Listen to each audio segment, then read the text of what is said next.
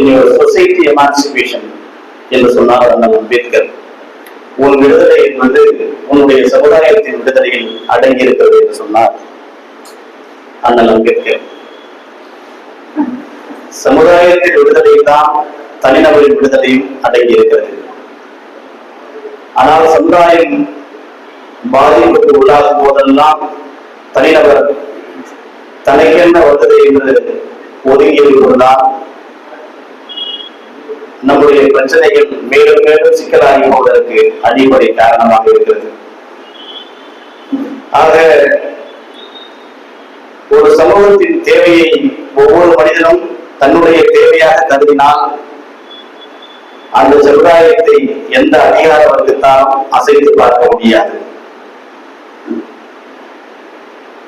அப்படிப்பட்ட ஒரு கடமையை மறந்ததன் விளைவுதான் அறுபாடுபட்டு அண்ணல் அம்பேத்கரால் உருவாக்கப்பட்ட அரசமைப்பு சட்டத்தின் வழி உறுதி செய்யப்பட்ட நம்முடைய இடஒதுக்கீட்டு உரிமை ஆளும் சாதிகளாலும் அரசியல் கட்சிகளாலும் தற்போது கொண்டாடப்பட்டிருக்கிறது. நேற்றைய தினம் சென்னையில் எனக்கு முன்னால் பேசிய பேராசிரியர் லட்சுமணன் உள்ளிட்ட தலைவர்கள் நாங்கள் எல்லாம் அறிவு சமூகம் ஒருங்கிணைத்த ஒரு நிகழ்வில் ஒன்று கூடி ஒருங்கிணைப்பிற்கு எதிரான ஒரு மாநாட்டில் நாங்கள் எல்லாம் உரையாற்றினோம். ஏறத்தாழ 50க்கும் மேற்பட்ட அமைப்புகள் வந்திருந்தார்கள். ஒதுக்கீடு ஏற்படுத்திய பாரதூர விளைவுகளை இப்பொழுதுதான் இந்த சமுதாயம் படிப்படியாக உணர ஆரம்பித்திருக்கிறது. இந்த சமுதாயம் உணராமல் போனதற்கு அடிப்படை காரணம் இந்த சமுதாயம் விழிப்பு பெறாமல் போனது என்பது காரணம் கிடையாது. இந்த சமுதாயத்திற்கு தலைமையிட்டவர்கள் விழிப்பு பெறாமல் போனார்கள். அவர்கள் இந்த இடஒதுக்கீடு துண்டாடி உருவாக்கப்படுகிற இந்த ஒதுக்கீட்டை மக்களிடம் அவர்கள் எச்சரிக்கவில்லை. மாறாக வாக்கு வங்கி அரசியலுக்கு தன்னை உட்படுத்திக் கொண்டு இதை எதிர்த்தால் கருணாநிதி கோபப்படுவார், இதை எதிர்த்தால் விவசாயிகள் கோபப்படும், இதை எதிர்த்தால் குறிப்பிட்ட சமூகங்கள் தனக்கு வாக்களித்தார்கள் என்ற அடிப்படையிலேயே பெரும்பான்மை சமூகத்துடைய நலனை காவு கொடுத்து கள்ள மௌனம் சாதித்துக் கொண்டிருக்கிறார்கள். ஆக இந்த ஒதுக்கீட்டை எந்த அடிப்படையில் நான் எதிர்க்கிறேன் என்று சொன்னால், பலர் முன்வைப்பது போல அருந்ததிகளுக்கும் தமிழகத்திற்கும் எந்த சம்பந்தமும் கிடையாது, அவர்கள் ஆந்திரத்தை சேர்ந்தவர்கள் என்ற அப்படிப்பட்ட ஒரு பாகுபாட்டின் அடிப்படையில் நாம் எதிர்க்கவில்லை. அவர்கள் தெலுங்கு பேசுகிறார்கள், நாம் தமிழ் பேசுகிறோம், அதனால் அவர்களுக்கு இடஒதுக்கீடு தரக்கூடாது என்ற இன ரீதியிலான மொழி ரீதியான பாகுபாட்டின் அடிப்படையில் இந்த இடஒதுக்கீட்டை நாம் மறுக்கவில்லை. மாறாக இது புரட்சியாளர் அம்பேத்கரால் உருவாக்கப்பட்டது. இந்தியா முழுவதும் சிதறி கிடந்த பெரும்பான்மை சமூகங்களை ஒருங்கிணைத்து ஒரே அழகாக இந்த பட்டியல் சமூகத்தை அவர் உருவாக்கினார். இந்த பட்டியல் உருவாக்கப்பட்ட பிறகுதான் கல்வி வேலைவாய்ப்பில் அரசு அதிகாரத்தில் தனக்கான பங்கை அவர் பெற்றார். ஆக அப்படி போராடி பெற்ற உரிமைகள் 1950களில் அரசமைப்பு சட்டத்தின் வழியாக உறுதி செய்யப்பட்ட பிறகு கடந்த 24 ஆண்டுகளில் ஆளுநர் அரசுகள், அது திராவிட அரசாக இருக்கட்டும், காங்கிரஸாக இருக்கட்டும், பாஜகவாக இருக்கட்டும், முறையாக அமல்படுத்தி இருந்தால் இன்று எந்த சாதிகளும் தனக்கு ஒதுக்கீடு வேண்டும் என்ற கோரிக்கை முன்வைக்க வேண்டிய தேவை ஏற்பட்டிருக்காங்க. இன்னும் சரியாக சொல்ல வேண்டும் என்று சொன்னால், தமிழகத்தில் 3.5 லட்சம் பின்னடைவு பணியிடங்கள் நிரப்பப்படவில்லை என்று புள்ளி விவரங்கள் சொல்கிறது. 3.5 லட்சம் பணியிடங்கள் 3.5 லட்சம் பணியிடங்கள் ஆளுகிற திமுக அரசால் நிரப்பப்பட்டிருந்தால் 6 முறை தமிழகத்தை இந்த அயோக்கியர்கள் ஆண்டிருக்கிறார்கள். 6 முறை இவர்கள் ஆட்சி செய்த பிறகுதான் இங்கே 6% கூட இந்த பட்டியல் சமுதாயத்திற்கு இடஒதுக்கீடு நிறைவேற்றப்படவில்லை.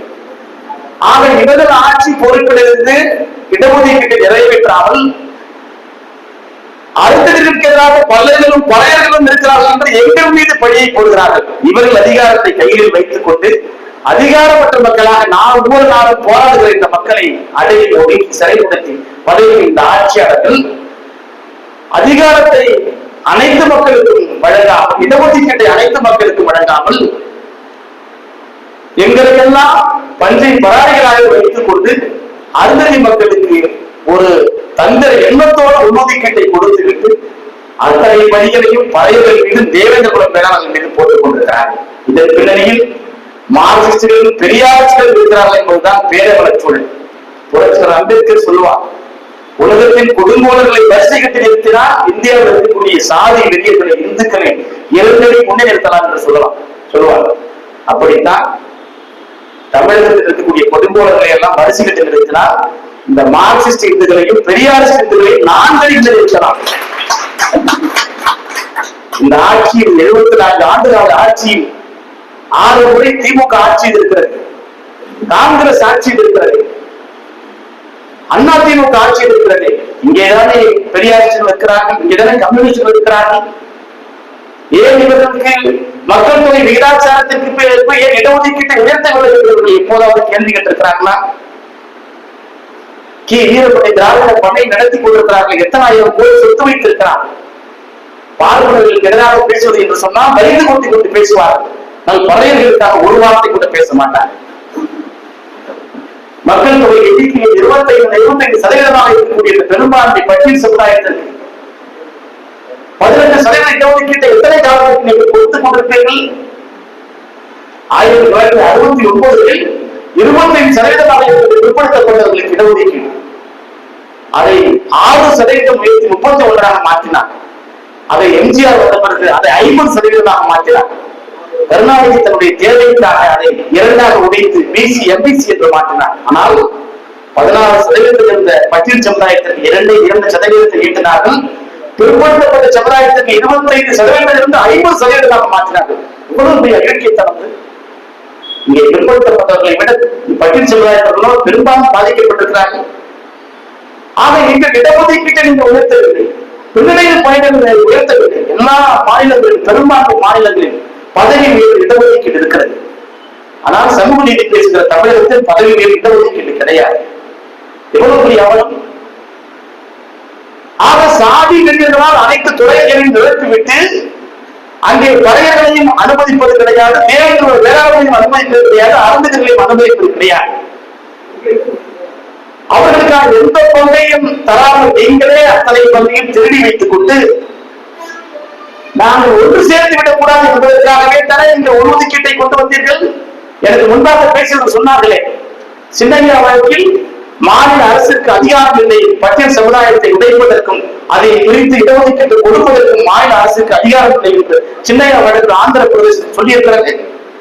அப்படி சொன்ன பிறகுதானே நீ கொடுக்கிறாய். அப்படி என்று சொன்னால் அரசமைப்பு சட்டமும் எதிராக இருக்கிறது, உச்ச நீதிமன்றமும் எதிராக இருக்கிறது. அப்படி என்று சொன்னால் கருணாநிதிக்கு ஏன் அருந்ததி சமுதாயத்துக்கு இடஒதுக்கீடு கொடுக்க வேண்டும் என்ற கோரிக்கை வந்தது, தேவை வந்தது. அதுக்கு அடிப்படை காரணம் அந்த காலகட்டத்தில் எழுப்பப்பட்ட கோரிக்கைகள் தான். 3.5 லட்சம் பின்னணியில் பணியிடங்கள் நிரப்ப வேண்டும் என்ற கோரிக்கை பட்டியல் சமுதாய மக்களிடம் பெருவாரின ஒரு கோரிக்கையாக எழுந்தது. அதை விட ஆட்சி அதிகாரத்துக்கு நாமெல்லாம் தயார்படுத்த வேண்டும் என்று 20% பட்டியல் சமுதாயத்தவர்கள் தயாராகி கொண்டிருந்தார்கள். கடையில் மாயாவதி ஆட்சி அதிகாரத்துக்கு வந்த போது அதை போலவே நாம் ஆட்சி அதிகாரத்துக்கு வர வேண்டும் என்று தமிழகத்திலும் அப்படிப்பட்ட ஒரு சூழல் இருந்தது. ஆக பெரும்பான்மை சமுதாயம் அரசியல் ரீதியாக ஒன்று சேர்ந்து விடக்கூடாது. அப்படி என்று சொன்னால் அந்த சமுதாயத்தில் ஒரு சமுதாயத்தை முன்னணிப்படுத்தினால் 2 சமுதாயம் அதற்கு எதிராக போகும். ஆக பட்டியல் சமுதாயத்தை இதன் மூலம் உண்டாடி நாம் 3.5 லட்சம் பணியிடங்களை நிரப்பவில்லை என்பதையும் நாம் இதன் மூலம் மறைத்து, பதவி உயர்வு இடஒதுக்கீடு வழங்கவில்லை என்பதையும் மறுத்து, மக்கள் தொகை அடிப்படையில் இடஒதுக்கீட்டை உயர்த்தி தர வேண்டும் என்பதையும் மறைத்து, ஒரே கல்லில் பல மாந்தைகளை அடிக்கும் அந்த கண்ணன் கவர்னாக கருணாநிதி இந்த இடஒதுக்கீட்டை கொண்டு வந்தார். அதனால்தான் நம்ம எதிர்க்கிறோம். SC/ST சமுதாயத்திலிருந்து ஒருவருக்கு நீங்கள் அந்த பட்டியலில் நீக்கவோ சேர்க்கவோ மாற்றத்தை செய்யவோ வேண்டும் என்று சொன்னால் நீங்கள் பாராளுமன்றத்தில் செய்ய வேண்டும். பாராளுமன்றத்தில் மசோதா இயற்றி அதை குடியரசு ஒப்புதலோடு தான் செய்ய வேண்டும். ஆனால் நீங்கள் அப்படியே செய்தீர்கள். ஆக ஆந்திராவில் இடஒதுக்கீட்டு கொடுக்கப்பட்ட பொழுது சின்னையா வழக்கு இடஒதுக்கீட்டு கொடுப்பதற்கு மாநில அரசுக்கு தகுதி இல்லை, அதிகாரம் இல்லை இருந்தது. அப்பொழுது மத்திய அரசுக்கு அவர்கள் கடிதம் எழுதினார்கள். ஆர்டிகல் 341 ஒரு மாற்றம் செய்யுங்கள், மாநில அரசே கொடுப்பதற்கு ஒரு மாற்றம் செய்யுங்கள் என்று ஆந்திர அரசு கடிதம் எழுதியது. அப்பொழுது மன்மோகன் சிங் இருந்தார். மன்மோகன் சிங் தான் உஷா மெஹ்ரா தலைமையில் ஒரு ஆணையத்தை அமைத்தார். நீதிபதி உஷா மெஹ்ரா தலைமையில் ஒரு ஆணையத்தை அமைத்து ஆக அனைத்து மாநிலங்களுக்கும் யூனியன் பிரதேசங்களுக்கும் மாநில அரசுக்கு அந்த அதிகாரத்தை தரலாமா என்ற கேள்வியை முன்வைத்து அவர்கள் ஒரு சுற்றறிக்கை அளித்த பொழுது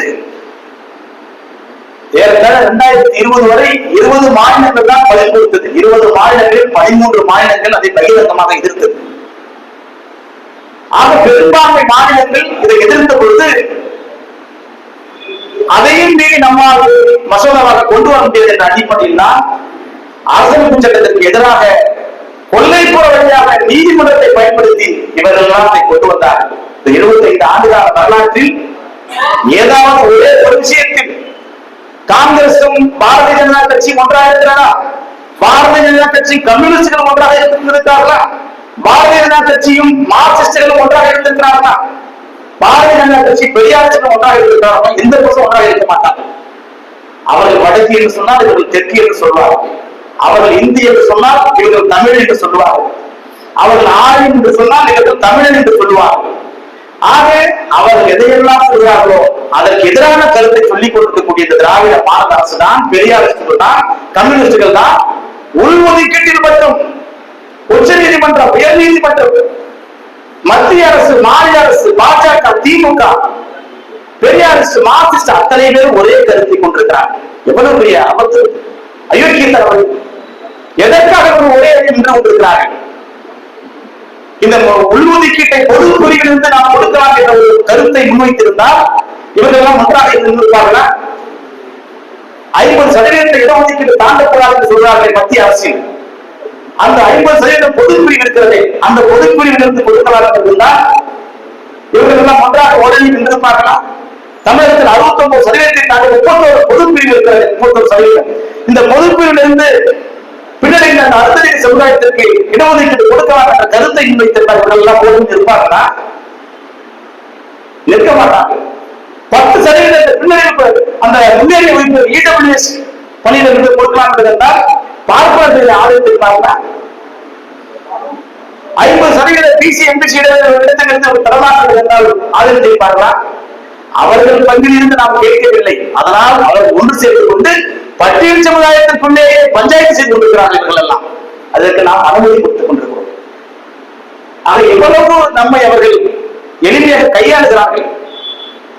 ஆக கருணாநிதியிடம் யார் கோரிக்கை வைத்து உள்ஒதுக்கீட்டை அவர் கொண்டு வரவில்லை. முக்கியமான விஷயம், 2009 உள்ஒதுக்கீடு நிறைவேற்றப்பட்ட பிறகு வல்லுநர் கூட்டத்தில் ஒரு பாராட்டு நடைபெறுகிறது. அந்த பாராட்டு கருணாநிதி பேசுகிறார்.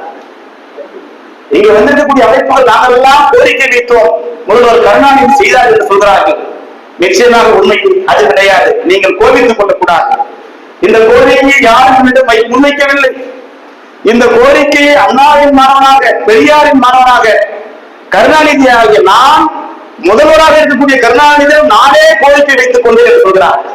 நீயே கோரிக்கை வைத்துக் கொள்வதற்கு உனக்கு என்ன தேவை வந்தது? ஏனென்று சொன்னால் தன் ஆட்சியை காப்பாற்றிக் கொள்ள வேண்டும். தான் செய்த பட்டியல் சமுதாயத்தை சேர்ந்த அந்த பழியை, அந்த துரோகத்தை மறைத்துக் கொள்ள வேண்டும்.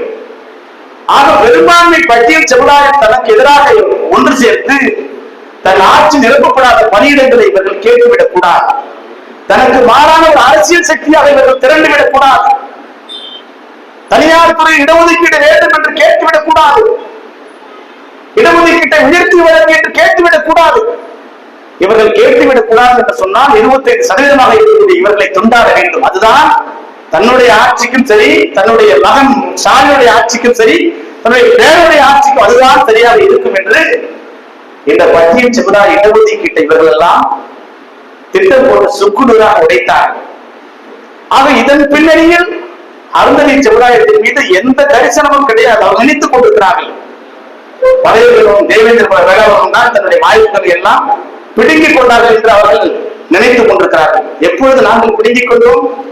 பேரரசர் லட்சுமணன் கேட்டாரே, எந்த அருந்ததி சமுதாயத்தினர், எந்த பழைய சமுதாயத்தினர் விவசாயிகளுடைய தோட்டத்தில் வேலை செய்கிறான்? நீ கொங்கு பகுதியில் துப்புரவு பணி செய்து கொண்டிருந்தால் டெல்டா பகுதியில் நாங்கள் துப்புரவு செய்து கொண்டிருக்கிறோம். நீ கொங்கு பகுதியில் நீ அடிமட்ட வேலையை செய்து கொண்டிருந்தால் இங்கே இருக்கக்கூடிய மிட்டா மிராசிகளுக்கு, பண்ணையார்களுக்கு, மூப்பனார்களுக்கு, வாண்டையார்களுக்கு நாங்கள் இங்கே பண்ணையடித்துக் கொண்டிருக்கிறோம். இதுதான் நடக்கிறது. ஆக பறையர்களும் பல்லர்களும் இங்கே வசதி வாய்ப்பான பெருமுதலாளிகளாக பண்ணையாளர் விட்டாபிராசனாக வாழ்வதை போல இவர்களை குற்றவாளி கொண்டு நிறுத்தி நீங்கள் இடைநிலை சாதிகளின் துணையோடு பார்ப்பனை சக்தியின் துணையோடு நீங்கள் இதை நியாயப்படுத்துகிறீர்கள். எந்த வித நியாயம்? ஒரு சமுதாயத்தை அண்ணல் அம்பேத்கர் உருவாக்குவதற்கு ஒருங்கிணைப்பதற்கு எவ்வளவு பாடுபட்டார். அரசமைப்பு சட்டத்தில் சொல்லுவார்கள் OBC, forward community FC, other backward OBC, scheduled பட்டியல் பிரிவு எஸ்சி என்று சொல்லுவார்கள். எல்லாத்துக்கும் சிசி என்றுதான் முடியும். பலர் புரிஞ்சிப்பார்கள் இந்த விஷயத்தை. ஃபார்வர்ட் கம்யூனிட்டி என்று சொன்னார், பேக்வர்ட் கிளாஸ் என்று சொன்னார். ஆனால் பட்டியல் சமுதாயத்திற்கு மட்டும் ஷெட்யூல்டு காஸ்ட் என்ற வார்த்தையை பயன்படுத்தினார்.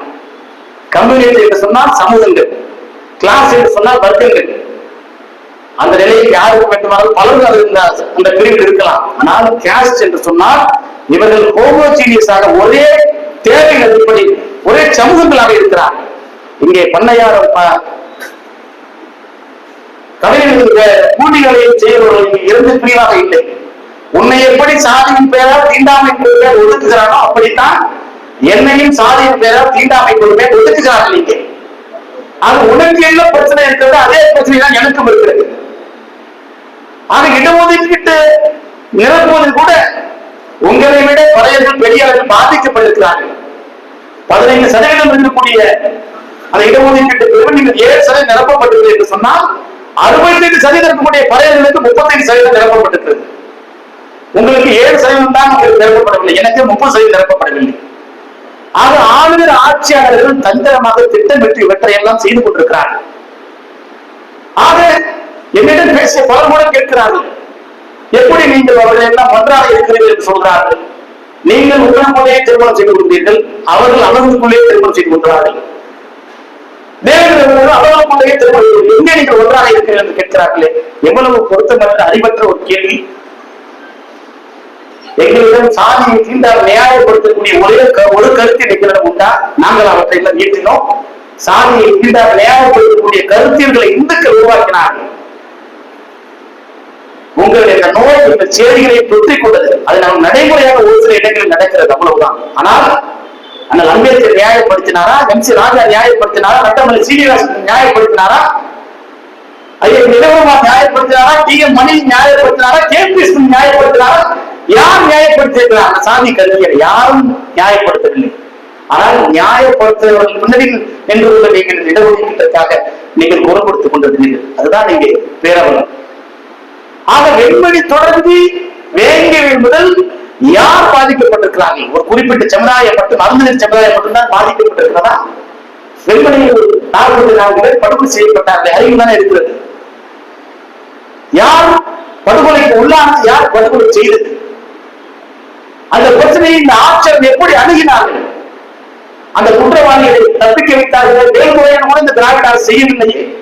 ஒரு மின்வெட்டு புள்ளிகளை போன்ற நிகழ்ச்சி என்ற அண்ணாதுரை சட்டமன்றத்தில் பேசினாரே, இவ்வளவு அயோக்கியத்தனமாக. 44 பேரை படுகொலை செய்துவிட்டு படுகொலை செய்தவர்களுக்கு உயர்நீதிமன்றத்தில் தண்டனை வழங்காத பொழுது இந்த அரசு அவற்றை மேல்முறையீடு செய்யவில்லை. இறந்து போனவர்களுக்கு ஒரு ஆறுதல் கொடுப்பதற்கு கூட அன்றைய திமுக அரசுக்கு மனமில்லை. அது ஒரு மின்வெட்டு போன்ற நிகழ்ச்சி என்று அண்ணாதுரை பேசினார். அந்த குற்றவாளி விடுவிக்கப்பட்டார். யார் அவர்களுக்கு தண்டனை கொடுத்தது? அவை எங்களுக்காக நாங்களே போராடி நீதியை பெற்றுக் கொண்டோம். அதுதான் தமிழகத்துடைய வரலாறு. இங்க ஆட்சியாளர்களாக இருக்கிறவர்களோ, பெரியாசத்தை பேசிக் கொண்டிருப்பவர்களோ, மார்க்சிஸ்டத்தை பேசிக் கொண்டிருப்பவர்களோ எந்த காலகட்டத்திலும் எங்களுக்கு எந்த நிதியை பெற்றுக் கொடுத்தது கிடையாது. ஏறத்தாழ 12 லட்சம் ஏக்கர் பஞ்ச நிலங்கள் எங்களும் கையாளப்பட்டிருக்கிறது. எந்த மார்க்சிஸ்ட் குறித்து பேசியிருக்கிறான்? தொடர்ச்சியாக பேசியிருக்கிறான். எங்களை எல்லாம் காலாப்படையாக பயன்படுத்திக் கொள்ள வேண்டும் என்று அவ்வப்போது நீங்கள் ஒரு அடையாள அரசியல் கூட நீங்கள் பேசுவீர்கள். SC மக்கள் தங்கள் மொழிகளை உயர்த்தினால் இவர்கள் சொல்லுவார்கள், இவர்கள் வர்க்கத்தை உடைக்கிறார்கள், வர்க்கத்தை உடைத்து சாதி அரசியல் அடையாள அரசியல் பேசுகிறார்கள் என்று மார்க்சிஸ்ட் சொல்வார்கள். ஆனால் இந்த மார்க்சிஸ்டுகள் தான் இன்றைய பட்டியல் பிரிவை உடைத்து அரசு மாநில அரசியல் செய்து கொண்டிருக்கிறார்கள்.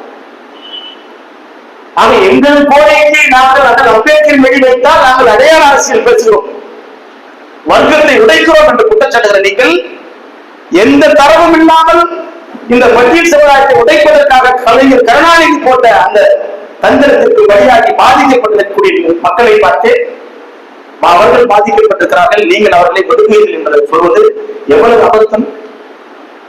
ஆக இடஒதுக்கீட்டு என்பது இந்த திராவிட ஆட்சியாளர்கள் போட்டு பிச்சை கிடையாது. உங்களுக்கு கை வைப்பதற்கே உரிமை கிடையாது. உனக்கு நாங்கள் இடஒதுக்கீட்டை பெற்ற பொழுது 1932 நாங்கள் இடஒதுக்கீட்டை பெற்ற பொழுது கருணாநிதிக்கு 9 வயது.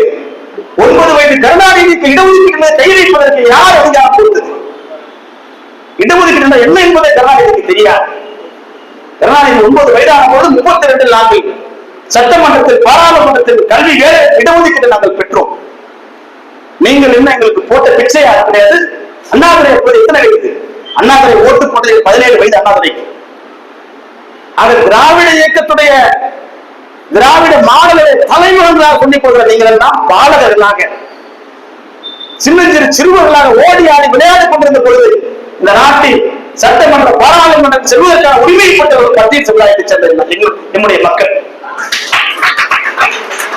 ஆனால் நீங்கள் வளர்ந்து எங்கள் பட்டியலில் கை வைக்கிறீர்கள். நீங்கள் எல்லாம் நேர்மையாக ஆட்சியில் இருந்தால் அருந்ததி மக்களுக்கு போராடி நிலைக்கு தள்ளப்பட்டிருக்கிறார்கள். நாங்களே இன்று போராடி கொண்டிருக்கிறோம்.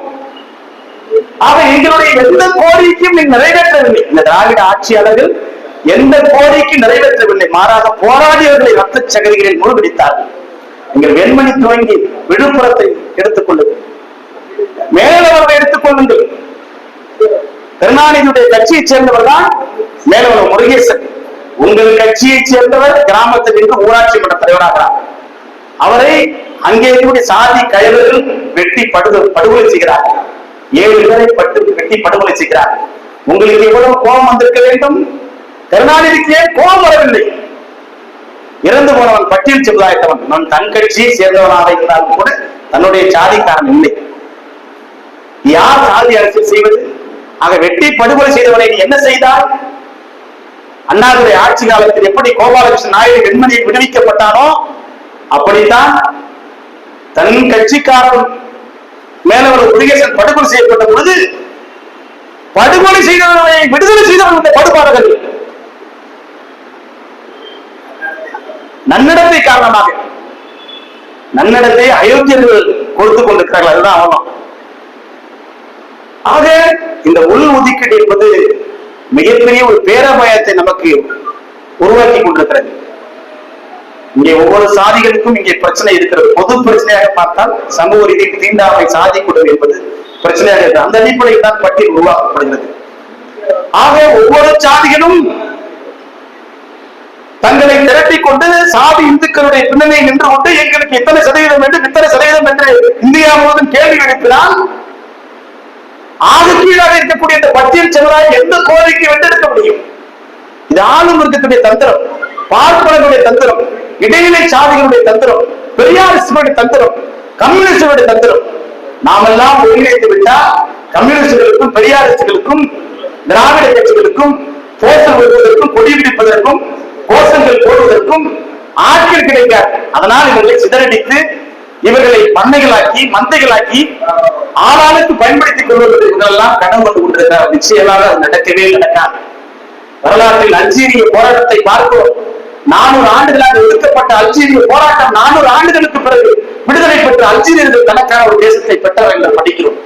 எத்தனை ஆண்டுகாலம் படைகளையும் தேவையான வேளாண்மை அருந்தர்களையும் பாடாய் படித்து பிரித்து நீங்கள் ஒடுக்கினால் கூட வரலாற்று திராவிடத்தின் வீழ்ச்சி, இந்துத்துவத்தின் வீழ்ச்சி நீங்கள் சேரி மக்களின் கையில் தான் இருக்கிறது என்பதை புரிந்து கொள்ளுங்கள். ஆக அதிகார வர்க்கத்தை அதிகாரத்திலிருந்து கீழக்க வேண்டும் என்று சொன்னால் அடித்தட்டு மக்கள் ஒருங்கிணைந்த ஒரு அரசியல் சக்தியாக எழ வேண்டும். அப்படி எழுவது இங்கே தமிழகத்தை ஆட்சி இருக்கக்கூடிய இடைநிலை சாதிகளுக்கும் இந்தியாவில் இருக்கக்கூடிய பார்ப்பனர்களுக்கும் பெரும் தடையாக இருக்கிறது. அதனால் இந்த பெரும்பான்மை சமுதாயத்தை உடைத்து சுக்குநூறாக்கி உள் இடஒதுக்கீடு என்ற பெயரில் இவர்களை துண்டு துண்டாக்கி கம்பார்ட்மெண்ட் ஆக்கி இவர்களை எளிதாக கை கொள்ளலாம் கையாளலாம் என்று இவர்கள் கணக்கு போடுகிறார்கள். அன்பார்ந்த உறவுகளே, தொடர்ந்து நாம் பேச வேண்டும். ஆக உள் ஒதுக்கீடு என்பது அம்பேத்கருக்கு விடப்பட்ட சவால். அம்பேத்கருக்கு எதிரான அரசமைப்பு சட்டத்திற்கு எதிரானது.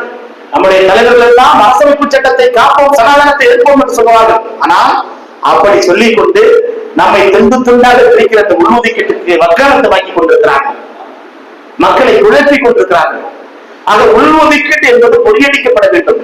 வட மாநிலங்கள் அத்தனை தலைவர்களும் இவற்றை எதிர்க்கிறார்கள். மாநில தலைவர்கள் இவற்றை எதிர்க்கிறார்கள், அப்படி சொல்லலாம். மாநில தலைவர் தமிழகத்தில் இருந்தாலும் சரி, இல்லை வட மாநிலங்கள் இருந்தாலும் சரி, உள் இடஒதுக்கீட்டை எதிர்க்கிறார்கள். பிறர் காலை பிடித்து எப்பாடுபட்டாலும் ஒரு அரசியல் வாய்ப்பை பெற வேண்டும் என்பவர் வாயை மூடிக்கொண்டு கண்களை மூடிக்கொண்டு இதற்கு ஆதரவு தெரிவித்துக் கொண்டிருக்கிறார்கள். ஆக உள்ஒதுக்கீட்டு என்பது அது ஏற்படுத்தக்கூடிய பாரதூர விளைவுகளை வட மாநிலத்தைச் சேர்ந்த மாயாவதி உணர்ந்திருக்கிறார். வட மாநிலங்களைச் சேர்ந்த சிராக் பாஸ்வான் உணர்ந்திருக்கிறார், ராம்தாஸ் அத்வாலே உணர்ந்திருக்கிறார், பிரகாஷ் அம்பேத்கர் உணர்ந்திருக்கிறார், எல்லா தலைவர்களும் உணர்ந்திருக்கிறார்கள்.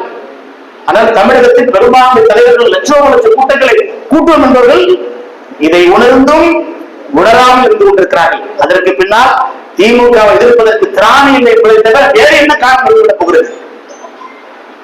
ஆக திமுகவை சார்ந்துதான் இங்கே ஆட்சி அதிகாரத்தை கைப்பற்ற முடியும் என்று நினைப்பவனால், இங்க இருக்கக்கூடிய திராவிட கட்சிகளை சார்ந்துதான் ஆட்சி அதிகாரத்தில் நாம் பிழைக்க முடியும் என்று எண்ணுவனால் நிச்சயம் உள் ஒதுக்கீட்டை எதிர்ப்பதற்கான தெம்பையும் திராணியையும் ஒருபோதும் பெற முடியாது. அவளுக்கு அண்ணல் அம்பேத்கர் வழிகாட்டவில்லை, எத்தனை சீனிவாசனார் வழிகாட்டவில்லை, அயோத்திதாச பண்டிதர்களுக்கு வழிகாட்டவில்லை, அண்ணாதுரையும் கருணாநிதியும் தான் அவர்கள் வழிகாட்டிக் கொண்டிருக்கிறார்கள். அதனால்தான் உள் ஒதுக்கீட்டை அவர்கள் ஆதரித்துக் கொண்டிருக்கிறார்கள். அப்படித்தான் புரிந்து கொள்ள முடியும். ஆக இந்தியாவே ஓரணில் நின்ற பொழுது ஆனால் அம்பேத்கர் ஒரு பக்கம் நின்று கொண்டு இவற்றையெல்லாம் உறுதிப்படுத்தி கொடுத்தார். பூனாவத்தை படியுங்கள், படிக்கிறோம். காந்தியின் தலைமையில் ஒட்டுமொத்த தேசமே ஓடியில் இருக்கிறது. தலைவர் மட்டும் ஓடி இருக்கிறார், அம்பேத்கர் இன்னொரு பக்கம் இருக்கிறார். எளிய மக்கள் தான் இருக்கிறார்கள். காங்கிரஸ் இந்த பட்டியல் சமுதாய தலைவர்கள் கூட அந்த பக்கம் சென்று விட்டார்கள். ஆனால் காந்தியின் பக்கம் தேசமே திறந்து நிற்கிற பொழுது, எல்லோ சாதிகளும் இருக்கின்ற போது, எல்லோ அரசியல் கட்சியும் இருக்கின்ற பொழுது, பட்டியல் சமுதாயத்தினை பெரிய தலைவர்கள் நின்று கொண்டிருக்கிற பொழுது தன்னந்தனியாக இருந்து கொண்டு கல்வி வேலை வாய்ப்பை உறுதிப்படுத்தியவர் புரட்சியாளர் அம்பேத்கர், பாபா அம்பேத்கர். அப்படி உறுதிப்படுத்தி கொடுத்ததை இடைநிலை சாதிகளின் துணை கொண்டு, பார்ப்பனத்தின் துணை கொண்டு சிதையை சின்னாப்பணம் பிடித்து அவருடைய சுக்குநூறாக உடைப்பது என்பது அந்த அம்பேத்கருக்கு செய்கிற துரோகம். அந்த அடிப்படையில் தான் நாம் இடஒதுக்கீட்டை நாம் எதிர்க்கிறோம். ஆக பேராசிரியர் லட்சுமணன் அவர்கள் சொன்னது போல இதை நாம் நீதிமன்றத்தின் வழி நாம் சென்று முறியடிக்க முடியாது. ஏனென்றால் பாராளுமன்றத்தின் வழி சென்றிருந்தால் இது மசோதாவாக கூட நிறைவேறி இருக்காது, அதுதான் உண்மை. ஆனால் அதற்குத்தான் அவர்கள் கொள்ளைப்புறமாக நீதிமன்றத்தின் வழி அவர்கள் கொண்டு வருகிறார்கள்.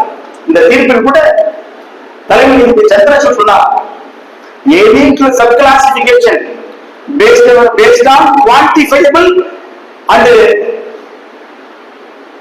quantifiable data instead of political expediency சொல்றார். அரசியல் லாபங்களுக்காக உள்ஒதுக்கீடு தரக்கூடாது, ஒரு டெமான்ஸ்ட்ரேட்டட் டேட்டா, ஒரு குவான்டிஃபைபிள் டேட்டா, இதன் அடிப்படையில் தான் கொடுக்க வேண்டும். துல்லியமான தெளிவான ஒரு காட்டமான தரவுகளின் அடிப்படையில் தரப்பட வேண்டும். ஒரு பொலிட்டிக்கல் எக்ஸ்பீரியன்ஸ், ஒரு அரசியல் லாபத்தை தரக்கூடாதுன்னு சொல்லலாம். ஆனால் இவரெல்லாம் அப்புறம் யோக்கியர்களா? கருமந்திர காமராஜர் அவரே கூட பொதுக்குழுவில் இருந்த நாடாளுமன்ற அவர் பிசி பிரிவிற்கு கொண்டு வந்தார் ஒரு அரசியல் காரணத்திற்காக. கருணாநிதி கொள்கைவாத கவுண்டர்களை பிசி பிரிவுக்கு கொண்டு வந்தார். எம்ஜிஆர் கூட அப்படித்தான் கிறிஸ்துவர்களை, நாடா கிறிஸ்துவர்களை அவர் பிசி பிரிவுக்கு கொண்டு வந்தார். தன்னுடைய அரசியல் காரணங்களுக்காகத்தான் இங்கே பிசி எம்பிசி பிரிவு யாரை சேர்ப்பது விலகுவது என்பதெல்லாம் நடந்து கொண்டிருக்கிறது. ஆக இவர்கள் கைகளுக்குள் கொடுக்கக்கூடாது அதிகாரத்தை. மாநில அரசிற்கு எந்த காலகட்டத்திலும் அதிகாரத்தை கொடுக்கக்கூடாது. என்னிடம் பலர் கேட்டார்கள், முன்பெல்லாம் கேட்பார்கள், ஆளுநரை நீக்க சொல்ல நம்ம போராட்டம் நடத்துவோம், ஆட்டத்தாடி ஆளுநர் என்பது அவரை நீக்க சொல்ல வேண்டும் என்றுதான் போராட்டம் என்று கேட்பார்கள். ஒருவர் ஒத்துக்கொள்ள மாட்டேன். ரிசர்வ் தொகுதியில் அடிமைகளை திமுக உருவாக்குகிறார்கள், ரிசர்வ் தொகுதியில் அடிமைகளை அதிமுக உருவாக்குவது என்பதற்காக ரிசர்வ் எடுத்துவிட முடியுமா? இந்த மாநிலத்தை கண்காணிக்கிற பொறுப்பு ஆளுநருக்கு இருக்கிறது. அது மாநிலங்களுக்கு அதிகபட்ச அதிகாரம் கொடுக்கக்கூடாது என்று அவர் எடுத்து சொன்னார். லிங்குவிஸ்டிக் ஸ்டேட்ஸ், மொழிவாரி மாநிலங்கள் உருவாக்கப்பட்ட பொழுது நீங்கள் மொழிவாரி மாநிலங்கள் அமைத்து மாநிலங்களிடம் அதிகாரத்தை கொடுத்தால் அந்த மாநிலத்தில் பெரும்பான்மை சாதிகளிடம் அதிகாரம் சென்றுவிடும். அங்கே சிறுபான்மை சாதிகளுடைய பட்டியல் மக்கள் பெரும்பாலும் பாதிக்கப்படுவார்கள். ஆக மத்திய அரசின் கண்காணிப்பின் கீழ் தான் மொழிவழி மாநிலங்கள் அமைய வேண்டும் என்று தர்க் கமிட்டி முன்பு அந்த அம்பேத்கர் கோரிக்கை வைத்தார். தன்னுடைய ஸ்டேட்ஸ் என்ற மைனாரிட்டி புத்தகத்தை கூட வைத்திருக்கிறார். ஆக மாநில அரசுகள் அதிகாரத்தை கொடுப்பதை, கிராமங்களிடம் அதிகாரத்தை கொடுப்பதை அம்பேத்கர் எந்த காலத்தில் ஒத்துக்கொண்டது கிடையாது. இவையெல்லாம் சாதி இந்துக்களுடைய கூடாரமாக இருக்கிறது. கிராமங்கள் எப்படி சாதி இந்துக்களுடைய கூடாரமாக இருக்கிறதோ அப்படித்தான் மாநிலங்களும் சாதி இந்துக்களுடைய கூடாரமாக இருக்கிறது. அப்படி சாதி இந்துக்களுடைய கூடாரமாக இருப்பதால் தான் அரசமைப்பு சட்டத்தை நிறைவேற்றுவது எங்களுக்கு என்னளவு அக்கறை இல்லாமல் இருக்கிறது. ஆக சாதி இந்துக்களிடம் அப்படிப்பட்ட அதிகாரத்தை கொடுப்பது என்பது மாநில அரசிடம் கொடுப்பது போலத்தான். ஆக மத்திய அரசின் கட்டுப்பாட்டில் தான் நாடாளுமன்ற வழிதான் எங்களுடைய பிரச்சனைகள் தீர்க்கப்பட வேண்டும். உச்ச நீதிமன்றத்துக்கு கூட இதற்கு தகுதி கிடையாது. 7 பேர் சேர்ந்து கொண்டு ஒரே இடத்தில் முடிவு எடுப்பதற்கு அடுத்த நாள் அறிவித்தால் இந்தியாவில் 40 கோடி மக்கள் வீதி வந்து இருக்க வேண்டுமா? நீங்கள் பார்ப்பனர்களுக்கு நீதி வழங்க முடியுமா? எந்த தரவின் அடிப்படையில் 10% பார்ப்பனருக்கு நீங்கள் பணியாளர்களுக்கு இடஒதுக்கீடு வழங்கினீர்கள். ஆக நீதிபதிகள் இதன் தலையிடக்கூடாது என்பது நம்முடைய முதன்மை கோரிக்கையாக இருக்க வேண்டும். இந்த நீதிபதிகள் என்பவர்களை எப்பொழுது மண்டல் கமிஷன் வந்த பொழுது இந்திரா சகானி வழக்கு நடைபெற்றது. மண்டல் கமிஷன் பிற்படுத்தப்பட்டதற்கான வழக்கில் அவர் நீதிபதி சொன்னார்கள் எஸ்சி மக்களுக்கு கிரிமினலை வைக்க வேண்டும் என்று சொன்னார்கள். வழக்கு யார் வைத்து வாதியா பிரதிவாதியா? இங்கே எஸ்சி மக்கள் எங்கே வந்தார்கள்? நீ பிற்படுத்தப்பட்டவனுக்கு நீங்க நீதிமன்ற நிறுவனத்தில் இருந்து கொண்டு அவருடைய பிரச்சனையை பேசாமல் எஸ்சி மக்கள் பிரிவில் நீங்கள் கிரிமினலை கொண்டு வர வேண்டும் என்று சொன்னார்கள். இப்படித்தான் ஒரு பதவியில் இடஒதுக்கீடு வழங்கக்கூடாது என்று சொன்னார்கள். ஆக எங்கோ நடக்கிற பிரச்சனைகளுக்கெல்லாம் பட்டியல் சமூக மக்களுடைய அந்த இடஒதுக்கீட்டை காவலாகிற வேலைகளை தான் இந்த உயர் நீதிமன்றங்கள் உச்ச நீதிமன்றங்கள் தொடர்ச்சியாக செய்து கொண்டிருக்கிறது. ஆக மிகப்பெரிய மக்கள் எழுச்சி போராட்டங்கள் ஒரு பக்கம் நடக்க வேண்டும். இன்னொரு பக்கம் மத்திய அரசை நம்முடைய பாராளுமன்ற உறுப்பினர்கள் அணுகி ஒரு புதிய அவசர மசோதாவாக கொண்டு வந்து இது குடியரசுத் தலைவர் ஒப்புதலோடு இந்த உள்ஒதுக்கீடு நீக்கப்பட்டு தேசம் முழுவதும் நாம் ஒரே பட்டியல் சமூகமாக ஒருங்கிணைந்துதான் நமக்கு முன்பே இருக்கக்கூடிய அந்த அம்பேத்கர் வழியாக இருக்கும். என்னுடைய சாதிக்கு இவ்வளவு கூட என்னுடைய சாதிக்கு இவ்வளவு கூட என்பது ஒவ்வொரு மாநிலத்திலும் கூடிய பட்டியல் சமூகங்களை துண்டாடி நம்ம எல்லாம் ஒடுக்குகிற சாதி இந்துக்களை எதிர்கொள்ள முடியாத பலகீனமான நிலைக்கு நம்மை இட்டு செல்லும். இடஒதுக்கீடு என்பது தற்காலிகமானது, சமூக பலம் என்பது நிரந்தரமானது. தற்காலிக இடஒதுக்கீட்டை முன்வைத்து நிரந்தர சமூக பலத்தை நீங்கள் உடைப்பது பலகீனப்படுத்துவது என்பது ஐயோக்கியத்தனமானது, ஆனால் அம்பேத்கருக்கு எதிரானது. ஆக இடஒதுக்கீட்டை உழைத்து கட்டுவதுதான் இங்கே பட்டியல் சமுதாய மக்கள் ஒரு வலிமையான சமுதாயமாக எழுந்து நிற்பதற்கு ஒரு பெரும் வழியாக இருக்கிறது. அதன் வழிதான் நாம் பதவியில் இடஒதுக்கீடு, தனியார் துறை இடஒதுக்கீட்டை அதிகப்படுத்தி கொடுப்பது, இதே போன்ற பிரச்சனைகளை எல்லாம் பின்னணி போயிட நிரப்புவது போன்ற நம்முடைய உரிமைகளை எல்லாம் சாய்ந்து கொள்ள முடியும். ஆக நம்முடைய பட்டியல் சமுதாயம் தொடர்ந்து நாம் பல்வேறு பகுதியில் கிராமங்களுக்கு சென்று பணியாற்றுவோம். அருந்ததியர் சமுதாயம் நம்முடைய சகோதர சமுதாயம் தான். அவர்கள் பேசுகிற மொழியை வைத்துக் கொண்டு இந்த மாநிலத்தை சேர்ந்தவர்கள் என்ற கருத்தை எல்லாம் வைத்து பேசுவது அபத்தமானது. அண்ணல் அம்பேத்கர் ஷெட்யூல்டு காஸ்ட் என்ற பட்டியலை யாரையெல்லாம் வைத்திருக்கிறாரோ இந்தியா முழுவதும் 1000க்கு மேற்பட்ட அத்தனை நம்முடைய உடன்பிறப்புகள் தான், நம்முடைய சொந்தங்கள் தான். ஒருபோதும் அவர்களை அந்நியராக நிறுத்திவிடக் கூடாது. அவர்களையும் உள்ளடக்கி இந்த வளர்ச்சி பாதையை நாம் கொண்டு செல்ல வேண்டும் என்ற கருத்தை முன்வைத்தவனாய் உள்ஒதுக்கீடு என்கிற அந்த பேரபாயத்தை ஒழுக்கி பணியில் நாம் எல்லாம் ஒப்படைத்துக் கொள்ள வேண்டும். இடைநிலை சாதிகளை, பார்ப்பனை சாதிகளை, பெரியாரிஸ்டுகளை, மார்க்சிஸ்டுகளை, இந்த கும்பல்களை எல்லாம் ஒருபோதும் நாம் நம்பக்கூடாது. அவர்களை எல்லாம் கேள்வியில் இருந்து நாம் விளக்க வேண்டும் என்ற கருத்தை முன்வைத்தவனாய் அந்த அம்பேத்கர் சிவை நமக்கு தத்துவம், அதனுடைய ஆட்சி அதிகாரத்தை கைப்பற்றுவதே தீர்வு என்று சொன்னவனாய் தந்த வாய்ப்பு நன்றி விடைபெறுகிறேன். ஜெய்.